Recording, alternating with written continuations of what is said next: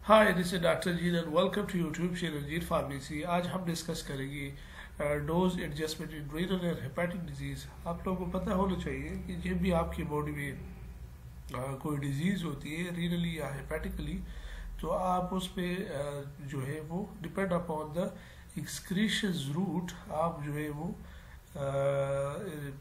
Adjustment करते हैं dose की। फॉर एग्जांपल अगर एक पेशेंट से उसकी कोई किडनी फेलियर है तो उसके लिए आप उस डोज को कम करेंगे जो कि आपको पता है कि उसकी एक्सक्रीशंस ही किडनी के थ्रू होती है या उसकी एलिमिनेशन ही किडनी के थ्रू होती है। तो सबसे पहले हम रीनली इम्पेयरमेंट डिस्कस करेंगे। तो आप लोगों को पता होगा कि kidney is the most important organs regulating body fluids, electrolyte balance, removal of waste products, ये metabolic waste, excretions from the body. तो ये एक इम्पोर्टेंट ऑर्गन है जो कि आपकी बॉडी से इन्वेस्टली एक्सक्रीशंस करते हैं। अगर जब भी उसमें कुछ इम्पेयरमेंट्स आ जाती है या कुछ डिजीज आ जाती है या कुछ अल्टरेट हो जाती है किडनी फंक्शंस, तो आपकी pharmacokinetic effects of the drug जो है वो इफेक्ट हो सकती है। Some of the more common causes यहाँ पे हम डिस्कस करेंगे। किडनी फेल्यूर्स इंक्लूड डिजीज, कोई किडनी डिजीज है, कोई किडनी की इंजरी है या कुछ ड्रग की इंटॉक्सिकेशन हुई है किडनी में, तो उसकी वजह से आपकी किडनी इम्पेयरमेंट है। तो उसके लिए आप डोज एडजस्टमेंट करेंगे। हम किस तरह करेंगे तो आगे हम डिस्कस करते हैं। अच्छा, अगर एक्यूट डिजीज है या ट्रॉमा है ऑफ द किडनी, तो हमारे पास यूरेमिया काज हो जाती है। आपकी जो यूरेमिया मीन आपकी जो ग्लोमेरुलर फिल्ट्रेट है उसकी फंक्शंस कम हो जाती है। 125 ml पर मिनट उसकी फिल्ट्रेशन रेट पर नहीं होती, वो कम हो जाती। तो आपके साथ leading to accumulation of excessive fluid and blood nitrogenous products in the body. तो आपके पास आपके ब्लड में बुल ज्यादा हो जाते हैं, ब्लड यूरिया ज्यादा हो जाती है और आपकी बॉडी में एक्सेसिव फ्लूइड्स हो जाती है, जिससे पेशेंट्स हो सकता है कि पेशेंट विल बिकम एसाइटिस हो जाती है। एसाइटिस में उसकी जो पेट होती है उसमें इंतहाई जो है फ्लूइड जमा हो जाती है। तो ये कंडीशंस आ सकती है। Uremia generally reduce glomerular filtrations and active secretions और ग्लोमेरुलर फिल्ट्रेशन को ये कम कराते हैं। Uremia is the disease which lead to decrease in renal drug excretion resulting in the long elimination of life. तो यूरेमिया वो डिजीज होती है जो कि आपकी ग्लोमेरुलर फिल्ट्रेट और आपकी जो एक्टिव सिक्रीशंस होती है या ट्यूबुलर सिक्रीशंस होती है आपकी किडनी में, उसको कम करा देती है। तो उसकी वजह से आपकी excretion rate of the drug जो है वो कम से कम हो जाती है। तो एक ड्रग की हाफ लाइफ उसके साथ इंक्रीज हो जाती है, क्योंकि आप जब भी एक ड्रग लेते हैं उसकी एक्सक्रीशन रेट रीनल पे है और रीनल उसको एक्सक्रीट नहीं करा देता, तो वो दोबारा अगेन एंड अगेन रीसर्कुलेट करके आपकी बॉडी में रिसर्कुलेशन करते हैं। उसको हाइड्रोफोबिक की वजह हाइड्रोफिलिसिटी प्रोवाइड नहीं करता। इट्स मीन वो वाटर सॉल्युबल नहीं करता। तो जब वाटर सॉल्युबिलिटी नहीं होती तो उसकी ड्रग की मेटाबॉलिज्म नहीं होती। जिस तरह आपको पता है कि मेटाबॉलिज्म हम डिफाइन करते हैं कि it is the conversion of non enzymatic drug into enzymatic drugs, या दूसरी वो डेफिनेशन है कि it is the conversion of hydrophobic into hydrophilic form. उसको आप लाइपोफिलिक फॉर्म से हाइड्रोफिलिक फॉर्म में कन्वर्ट करते, तो वो आपकी बात एक्सक्रीट हो जाती है रीनली। तो जब ये नहीं होती, जाहिर बात है आपकी एडमिनिस्ट्रेड ड्रग जो है उसकी हाफ लाइफ इंक्रीज होगी, आपकी वो बॉडी में रिसर्कुलेट करेगी। तो जितना उसकी हाफ लाइफ इंक्रीज होती है उसकी इतना एडवर्स इफेक्ट्स भी इंक्रीज आते हैं। तो उसके लिए आपको चाहिए कि डोज एडजस्टमेंट करें in the renal patients. In addition to changing renal elimination directly, uremia can affect drug pharmacokinetic in unexpected ways.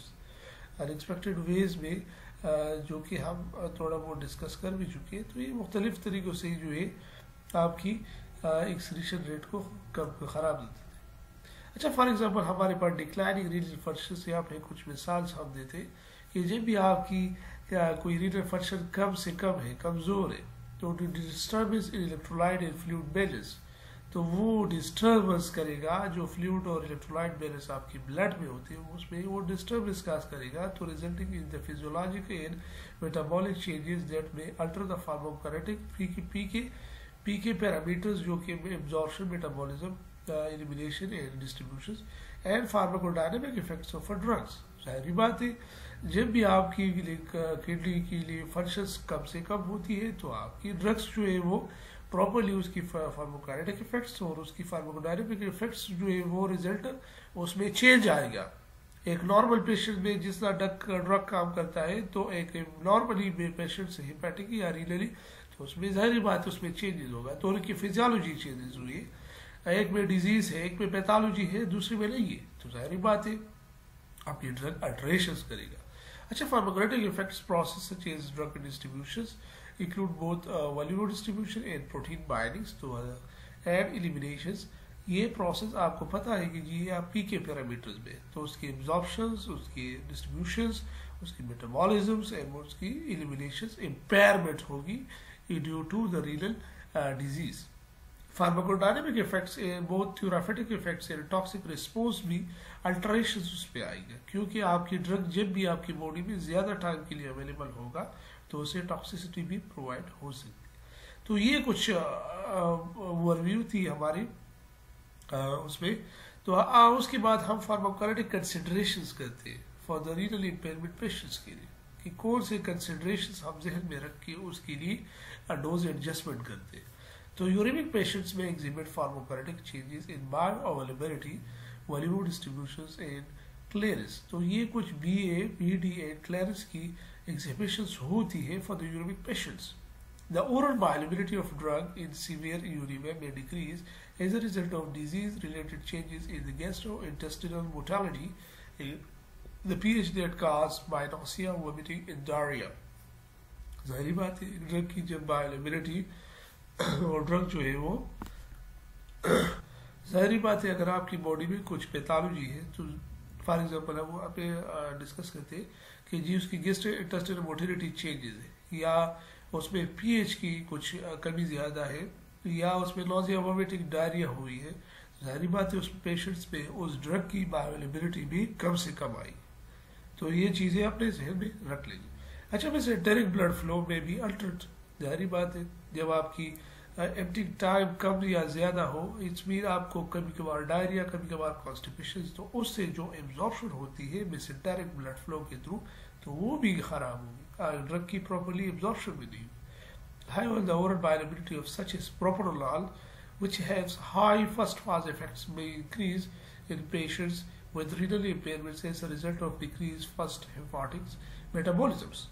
तो यहाँ पे हम कुछ एक मिसाल होती है जो कि हम प्रोप्रानोलॉल की देते कि प्रोप्रानोलॉल हमारे पास उसकी फर्स्ट पास इफेक्ट से इंतहाई ज्यादा है with renal impairments as a result of decrease in hepatics। तो जाहिर बात है जब भी एक पेशेंट्स की रीनल हिपैरमेंट्स होती है तो उसमें उसकी फर्स्ट पास इफेक्ट्स कम होती है, क्योंकि उसकी अगेन एंड अगेन रिसर्कुलेशन होके उसकी बॉडी से एक्सक्रीट नहीं होती, तो उस ड्रग की फिर टॉक्सिसिटी भी ज्यादा हो जाती है in the renal impairment patient. तो you should warn the patients या यू शुड वॉर्न जो आपके साथ डॉक्टर्स होती है उसको पता होनी चाहिए the patients will have this impairments और रीनल और हेपेटिकली, तो उसके हिसाब से आप डोज एडजस्टमेंट कर रहे हैं। अच्छा, the apparent volume distribution depend upon largely on drug proteins binding in the plasma or tissues total body volume। तो ये उसके बाद ये तो absorption की फिनोमेना हमने पहले डिस्कस की। अभी वो हम वॉल्यूम डिस्ट्रीब्यूशन की, अगर ड्रग्स की अगर उसकी एक्सक्रीशन नहीं होगी तो वो लार्जली ड्रग्स प्रोटीन्स के साथ लेकिन प्लाज्मा प्रोटीन्स के साथ बाइंड होती है, तो उसकी वजह से उसको फ्री ड्रग्स नहीं मिलते। जब फ्री ड्रग नहीं मिलते तो आपकी जो फार्माकोलॉजिकल इफेक्ट्स है वो कभी कभार कम आती है। लेकिन एक दूसरी बात मैं आपको ये भी बताऊं कि जब भी हमारे पास दो टाइप ऑफ प्रोटीन्स होते हैं, प्लाज्मा प्रोटीन और टिश्यू प्रोटीन। जब भी अगर आपकी ड्रग्स रिसर्कुलेट होके किडनी से वापस आके आपकी टिश्यू के साथ उसकी मोस्टली बाइंडिंग होती है तो उससे एडवर्स इवेंट्स आते हैं, उसको एडवर्स इफेक्ट्स आते हैं due to the high binding of the tissues with the tissues. तो उसकी बजाय आपको थेराप्यूटिक इफेक्ट्स के बजाय आपको तो उसकी एडवर्स इफेक्ट्स आ सकते हैं ड्यू टू रीनल इम्पेयरमेंट। अच्छा, रीनल इम्पेयरमेंट में भी अल्टर करते हैं डिस्ट्रीब्यूशंस को as a result of change in the fluid balance drug protein bindings and other factor that may changes in the parent volume of distribution. तो जाहिर बात है ये चेंजेस हो सकते हैं due to the renal impairment. Patient उसकी properly volume distribution of drugs properly नहीं होती और उसकी रिसर्कुलेशन की चांसेस ज़्यादा होते हैं, तो उसकी वजह से patients will lead toward adverse effects. अच्छा, तब plasma proteins binding of the weak acidic drugs in uremic patients is decreased whereas the protein binding of weak basic drug is less affected। यहाँ पे वो कहते हैं कि जी यूरेमिक पेशेंट्स में अगर वीक एसिडिक ड्रग्स है तो उसकी पेशेंट्स में उसकी प्लाज्मा प्रोटीन कम से कम होती है, लेकिन एक बेसिक ड्रग्स है उसमें ज़्यादा हो सकती है due to some pH changes। pH change is the most important यहाँ पे इन्वॉल्व। अच्छा, decrease in the drug protein binding resulting in the larger fraction of free drugs and increase volume of distribution lead to toxicity, जो कि already मैं discuss कर चुका हूँ। जब भी एक ड्रग प्रोटीन्स लेकिन टिश्यू प्रोटीन्स है और उससे जो हाफ ऑफ द ड्रग रहता है अगर वो आपके टिश्यू प्रोटीन्स के साथ बाइंड हो और half of the drug will bind with the plasma proteins, या उसकी परसेंटेज में फर्क आ सकते हैं। अगर ज्यादा ड्रग्स आपके टिश्यूज के साथ बाइंड होते हैं फर्दर ज्यादा टाइम के लिए तो उसकी आपकी टॉक्सिसिटी हो सकती है patients। However, the net elimination half-life is generally increased as a result of the dominant effects of reduced glomerular filtration। तो जाहिर बात है तो आपकी जो हाफ लाइफ होती है वो ज़्यादा हो सकती है क्योंकि आपकी जो ड्रग्स है वो ग्लोमेरुलर फिल्ट्रेशन के थ्रू एक्सक्रीट नहीं हो रहा, उसकी ग्लोमेरुलर फिल्ट्रेशन रेट कम है। तो जब उसकी रेट कम है तो उसकी रिडिस्ट्रीब्यूशन ज़्यादा होती है। रिडिस्ट्रीब्यूशन मीन्स उसके साथ दोबारा उसके साथ आपके जो टिश्यूज हो उसके साथ बाइंड होती है तो उसकी आपकी एडवर्स इफेक्ट्स आ सकते हैं।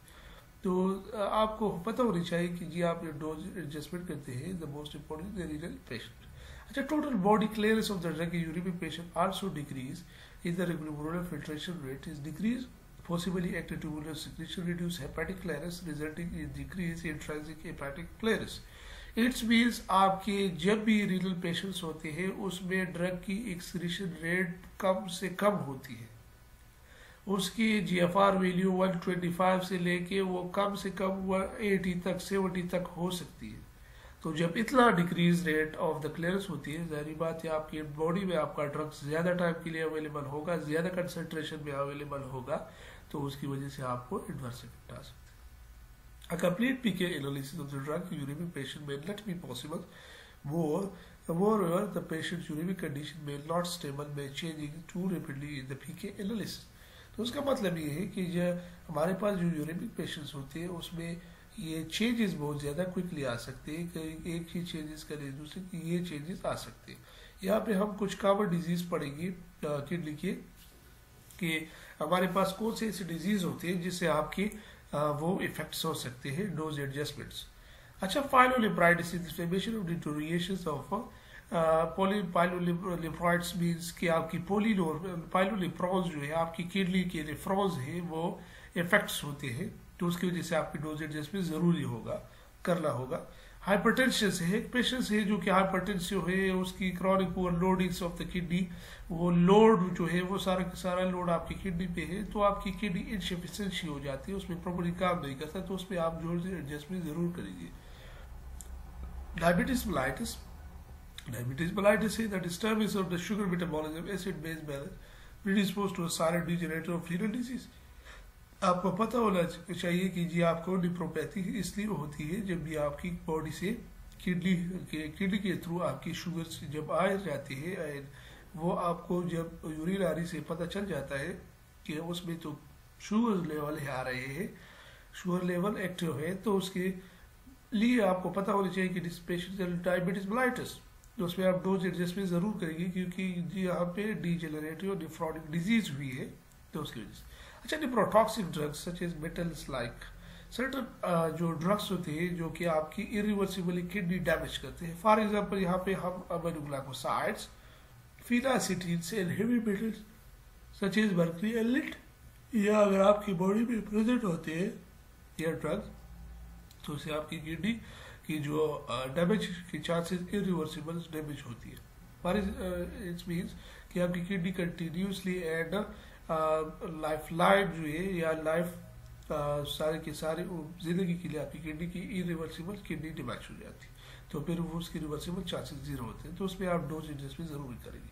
अच्छा, hypovolaemia any conditions that cause reductions in renal blood flow will eventually lead to renal ischemia and damage। जाहिर बात है, जब भी आपकी किडनी की प्रॉपरली उसकी वोलीमिया नहीं होती, उसको प्रॉपरली सप्लाई नहीं होती, जाहिर बात है उसमें इस्कीमिया हो जाती है, उसमें ऑक्सीजन की कमी हो जाती है, तो वो ऑक्सीजन की कमी के बिना से वो आपकी किडनी जो है वो सुकड़ जाती है, उसको प्रॉपरली जब ऑक्सीजन नहीं मिलते तो काम नहीं करता, तो उसकी वजह से हाइपोलीमिया में भी हो सकती है कि किडनी फेलियर हो जाए, तो उसमें आप जो एडजस्टमेंट जरूरी है। अच्छा, निप्रो एलर्जेंस है, अगर सर्टन कंपाउंड्स में produce in abuse type of sensitivity reactions with the nephrotic syndromes, तो आप क्वाड्रल मलेरिया नेफ्रोटिक सिंड्रोम्स इस तरह के कुछ अगर एलर्जी आपकी बॉडी में आ जाते हैं कुछ मलेरिया के, और वो जाके आपको किडनी की फेल करा देते हैं, तो आपको चाहिए कि उसमें भी किडनी की फेल्यूर होने की वजह से आपको डोज एडजस्टमेंट करना जरूरी होगा। Okay, it's all about the today topic. इंशाल्लाह नेक्स्ट पे भी हम general approach for the dose adjustment उसमें डिजीज में हम जाएंगे इंशाल्लाह। Thank you. अगर आपको कोई भी क्वेश्चन है तो kindly ask comment section. Okay, bye.